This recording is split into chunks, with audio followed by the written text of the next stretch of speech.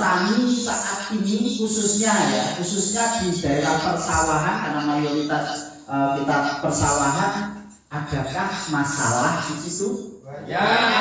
Oke. Yang di Metro juga ada masalah, yang di Blitar ada masalah, di mana-mana ada masalah. Nah, apa masalahnya kira-kira? Karena di sini konsep kita adalah pemberdayaan sampah untuk membantu mengatasi masalahnya petani. Berarti karena kita ingin membantu menyelesaikan masalah, tentunya kita harus tahu dulu masalahnya apa. Kalau kita nggak tahu masalahnya, ya sudah, caranya kita tutup sampai di sini. Karena KSN ini membantu menyelesaikan masalah. Ya, kita lihat sama-sama masalah yang sering muncul dalam dunia pertanian yang bisa menggagalkan panen kita.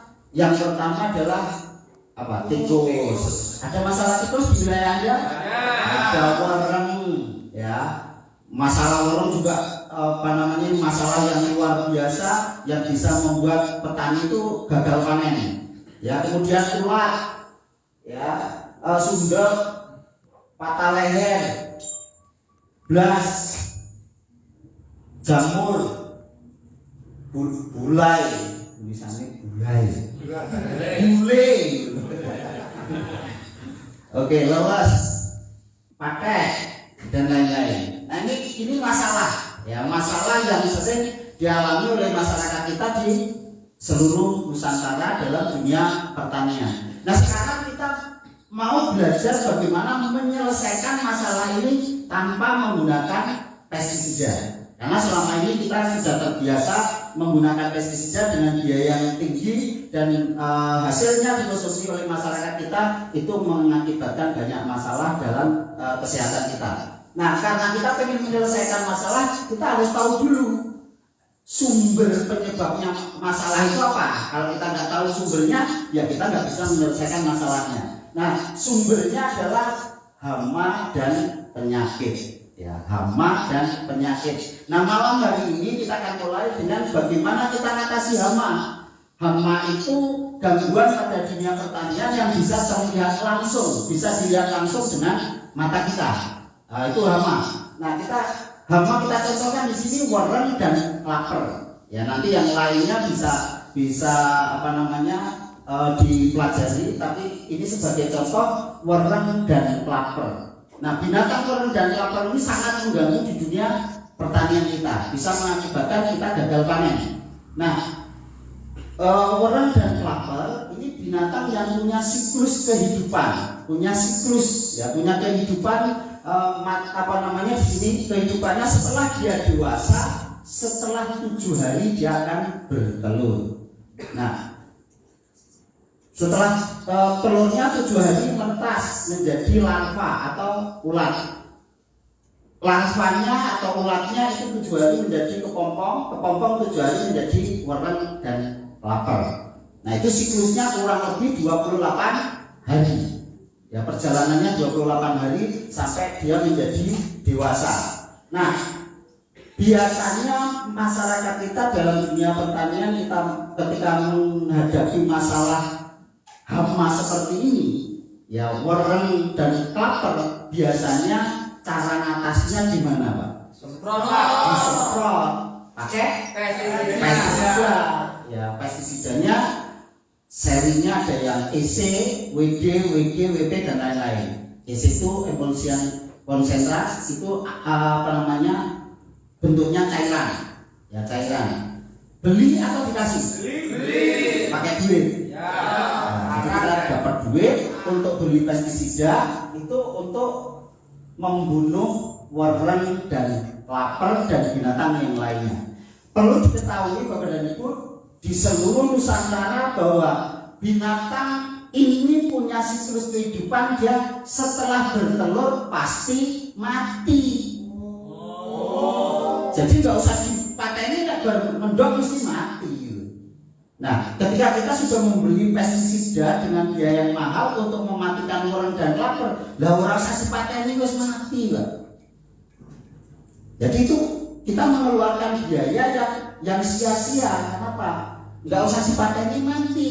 Hanya persoalannya ketika kita nyemprot untuk membunuh wareng dan klaper tadi, kita nyemprot, itu semprotan pestisida kita akan mengenai telur. Nah, ketika mengenai telur, telurnya justru menetas lebih cepat. Yang tadinya telur itu menetasnya 7 hari, itu bisa 1 hari, 2 hari, 3 hari, atau 4 hari maju lebih cepat dari seharusnya dia menetas. Nah, persoalannya di sini bukan pada werengnya tetapi pada telurnya. Nah, kenapa telurnya kurang lebih 1 ekor itu 300 sampai 600. Nah, kalau kita menggunakan pestisida mematikan 1 ekor dan menghidupkan telur 300 sampai 600, itu menyelesaikan masalah atau membuat masalah? Membuat masalah. Nah, membuat masalah itu bahaya, Pak. Sudah bertahun-tahun petani kita membeli pestisida dengan biaya yang mahal itu untuk membunuh wereng dan lapar dan sejenisnya, tetapi justru menghidupkan lebih banyak. Ada yang alami seperti itu. Ya. Tanamannya kena wereng, ya, kena wereng, kemudian disemprot pakai pestisida, setelah disemprot mati semuanya. Dikasih air itu tumpukan wereng mati itu ngalir luar biasa banyak. Tapi setelah ditinggal pulang 2 hari berikutnya penuh lagi, malah lebih banyak. Ada yang alami seperti itu tadi. Nah, itulah fenomena di pertanian kita. Hanya petani ada ketakutan, ini orang sebaiknya katanya seperti itu. Padahal yang terjadi ini telurnya menetas dan telurnya adalah 300 sampai 600 setiap 1 ekornya. Jadi yang perlu diketahui masyarakat tani di seluruh Nusantara saat ini adalah yang jadi masalah itu di telurnya. Jadi kita yang harus kita atasi adalah telurnya. Nah, sekarang bagaimana cara mengatasi supaya telurnya tidak menetas? Ya, caranya adalah dengan menggunakan produk yang serinya adalah SL. SL itu soluble liquid atau minyak larut dalam air. Jadi dengan minyak yang larut dalam air sudah menyatu. Kalau yang namanya minyak kan biasanya itu berat jenisnya berbeda dengan air, sehingga ketika dicampurkan minyaknya akan ngapung. Tetapi dengan satu konsep, ya satu konsep membuat minyak larut dalam air itu bisa menjadi produk yang serinya adalah SL. Jadi bukan minyak makan yang di dapur terus dibawa ke sawah untuk nyemprot, bukan seperti itu. Itu minyak yang sudah larut dalam air sehingga menjadi ion yang bisa diserap oleh tanaman. Nah, ketika produk yang SL ini digunakan untuk menyemprot tanaman kita, maka telur yang ada di situ itu akan tidak menetas. Kalau nggak percaya nanti boleh dibuktikan di rumah. Kalau punya telur ayam, itu telur ayamnya diolesi minyak makan, setelah itu dikasih tanda diramkan. Itu tidak akan menetas. Kenapa tidak menetas? Karena minyak itu sifatnya dingin. Ya, sifat minyak itu dingin. Kalau pestisida itu sifatnya panas. Jadi telur itu menetas membutuhkan sifat panas. Nah, sekarang dengan menggunakan SL, produk SL, telur tidak menetas. Kita potong siklusnya di situ. Kalau telurnya tidak menetas, maka tidak akan ada ulat, tidak akan ada larvanya. Ketika ulat dan larvanya nggak ada kepompong. Kalau nggak ada kepompong, nggak ada wereng dan lapar. Nah, disinilah kita memotong siklusnya. Jadi dipotong siklusnya dari hama dengan membuat telurnya tidak menetas. Tetapi konsep bertani tanpa racun dengan menggunakan produk SL ini tidak serta-merta. Tidak hari ini kita beralih ke SL langsung selesai semuanya, tidak. Perlu proses waktu. Kenapa? Di sekeliling kita belum semuanya menggunakan SL. Bisa jadi masih menggunakan pestisida dan yang lainnya, sehingga perlu waktu. Jadi tidak minimal ketika kita sudah menggunakan SL itu di dalam pertanian kita itu hamanya akan berkurang. Nah, untuk bisa total itu bisa 3 kali musim. Kalau 3 kali musim itu sekeliling kita juga sudah bersama-sama menggunakan produk SL, itu hama dan hama yang timbul di situ akan sangat berkurang, sehingga kita bisa bertani tanpa racun apa yang kita gunakan adalah produk SL. Jadi pahami Bapak Ibu? Nah, ini konsep yang pertama untuk mengatasi hama. Yang kedua, hama seperti ini yang mengganggu tanaman kita itu biasanya dia senang di tempat yang lembab. Senangnya di tempat yang lembab. Dengan menggunakan SL karena di situ minyak itu ketika kena panas matahari, ya kena panas matahari itu akan menciptakan lingkungan yang panas. Jadi ketika lingkungannya panas, itu hama yang ada di situ itu akan pergi, dia tidak nyaman dengan lingkungan yang panas dan minyak ini akan menciptakan. Ketika kena panas matahari itu akan membuat lingkungan di situ kelembabannya akan menjadi panas sehingga hamanya akan terus di situ. Tapi kalau itu masalah Pak dengan tanamannya? Enggak, karena minyak itu di dalam tanah itu akan dingin. Jadi di atas dia akan panas, tetapi di dalam tanah itu dingin sehingga tanaman Bapak Ibu itu tidak akan layu. Bisa dibuktikan nanti ya dengan menggunakan SL, temannya yang lain menggunakan pestisida itu sudah layu semuanya, yang pakai SL itu tidak akan layu. Nah ini cara atasi masalah dengan hama. Nah dengan seperti ini masalah orang selesai ya? Selesai tanpa menggunakan pestisida. Ya, kemudian ulat selesai. Sudah selesai. Nah, itu beberapa persoalan yang ada dalam pertanian kita sudah bisa kita selesaikan. Nah, sekarang penyakit.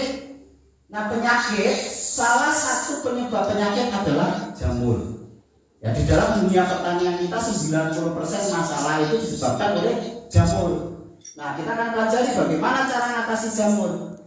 Jadi persoalannya muncul itu salah satu penyebab utamanya adalah jamur. Nah jamur itu bisa terjadi karena luka. Ya ketika tanaman kita kena luka, baik itu kena gigitan serangga maupun yang lainnya dikasih produk kimia itu akan menimbulkan jamur. Kemudian yang kedua kompos. Ya kompos banyak sekali pertanian kita menggunakan kompos. Kompos itu sangat bagus, tetapi ketika komposnya belum jadi, belum masih bereaksi panas, itu akan menimbulkan jamur. Kemudian yang ketiga residu racun, ya karena tingginya penggunaan racun yang ada di tanah kita sehingga tanah kita akan mengalami keasaman dan akan timbul jamur. Nah, ini beberapa penyebab terjadinya jamur. Nah sekarang bagaimana cara mengatasi jamur? Musuh alaminya jamur itu adalah minyak. Kalau di sekeliling kita, di lingkungan kita, Bapak dan Ibu, ada nggak yang membuat tempe atau tape? Pernah lihat, pernah tahu? Ada apa seperti itu? Nah, membuat tempe itu ada proses setelah kedelainya dibersihkan, diproses, itu ada salah satu proses namanya proses peragian. Dikasih ragi, dirageni. Nah, ketika dikasih ragi itu tujuannya untuk apa? Untuk menumbuhkan jamur. Coba sampean ketika ada proses peragian seperti itu, sampean datang ke tempat pembuatan tempe, sampean tetesi minyak makan, boleh nggak kira-kira? Kampleng harus jadi tempe. Kenapa? Tempenya nggak jadi karena tidak tumbuh jamur. Jadi ada kesimpulan dari kita bahwa minyak itu akan menghambat tumbuhnya jamur. Nah, dengan produk SL itu adalah minyak larut dalam air. Dengan jamur, ketika dalam pertanian kita tumbuh jamur, itu akan mengakibatkan di tanaman kita itu kekebalan tubuhnya itu akan menurun. Ya ketika kekebalan tubuhnya menurun, itu akan terjadi reaksi di situ, akan tumbuh bakteri. Nah bakteri ketika cloning dia akan menimbulkan virus, dan virus ini akan mengakibatkan masalah dalam dunia pertanian kita. Kalau di tanaman sayur-sayuran biasanya mengalami leles. Ini di tanaman sayuran, ada nggak petani kita yang nanam sayuran cabai, nanam bayam dan sebagainya itu leles. Bahkan sekarang singkong aja leles. Iya, singkong leles, jagung leles. Nah itu masalahnya karena ini sumbernya adalah jamur. Ada yang mengalami masalah bule. Ya sekarang ini sudah menjadi fenomena di masyarakat kita, nanam tanaman itu bule, ya kacang bule, jagung bule, ya seperti itu. Nah itu akibat dari permasalahan ini. Kalau di cabai pakai dan sebagainya. Nah ini beberapa masalah yang timbul kalau di tanaman padi itu blas, ngerti blas?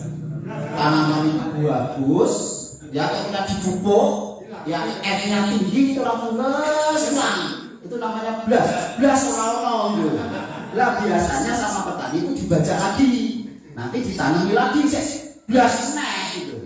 Nah ini beberapa persoalan yang muncul. Nah sekarang bagaimana cara mengatasinya? Mengatasinya sama dengan menggunakan SL, minyak larut dalam air. Nah dengan SL itu akan mengakibatkan jamur tidak akan tumbuh. Ketika jamurnya nggak tumbuh, tidak akan terjadi proses bakteri. Kalau selama ini petani mengatasi ini kan menggunakan fungisida.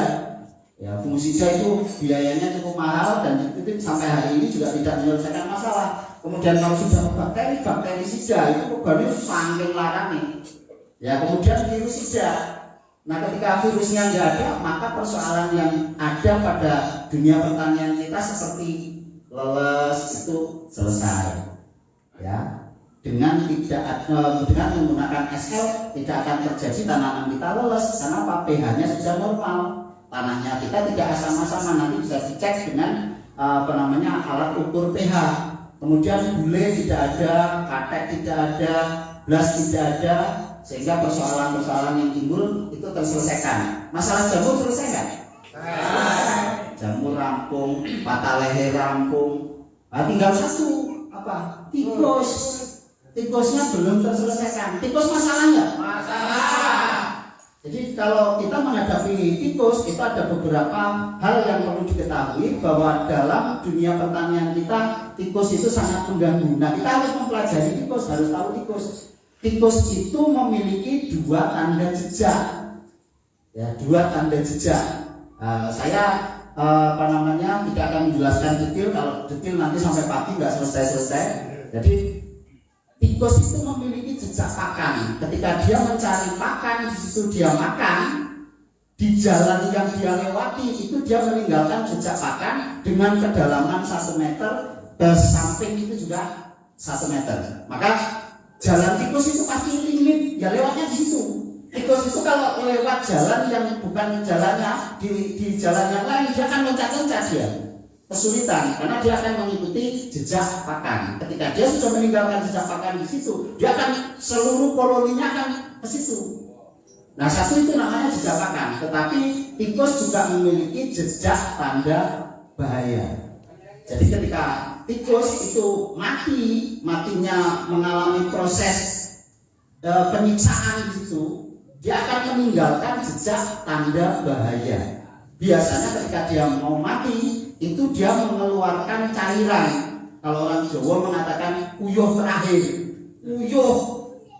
Nah pada saat dia mengeluarkan uyuh terakhir tadi, setelah kita pelajari bahwa uyuh itu adalah signal tanda bahaya, maka ketika signal tanda bahaya itu keluar, nanti tikus yang lainnya tidak mau datang di situ. Contohnya kalau Bapak Ibu jerat tikus pakai jebakan, ya dapat tikus sampai bunuh di situ. Di jebakannya itu, nanti setelah itu sampai cuci, dibersihkan, dipakai untuk jebak lagi, itu pasti tikusnya tidak ada yang mau datang di situ, karena dia sudah meninggalkan jejak tanda bahaya. Nah, karena kita memahami bahwa tikus bisa mengeluarkan jejak tanda bahaya, signal tanda bahaya itu, nah KSN memproses itu mengeluarkan signal tanda bahaya itu dan kita proses dalam pembuatan pupuk dengan konsep bertani tanpa racun tadi. Jadi kita hanya mengusir, tidak membunuh. Kira-kira kalau kita di sawah kita sudah kita tebari dengan signal tanda bahaya dan tikus yang tidak mau datang, masalah tikus terselesaikan ya? Berarti masalah ini bisa terselesaikan tanpa menggunakan pestisida, ya, hanya menggunakan produk SL. Nah, bisa dipahami Bapak dan Ibu semuanya? Jadi dengan SL terbukti mampu mengatasi masalah hama dan penyakit tanpa menggunakan pestisida atau racun. Nah, inilah konsep bagaimana kita bertani tanpa racun. Jadi hanya menggunakan produk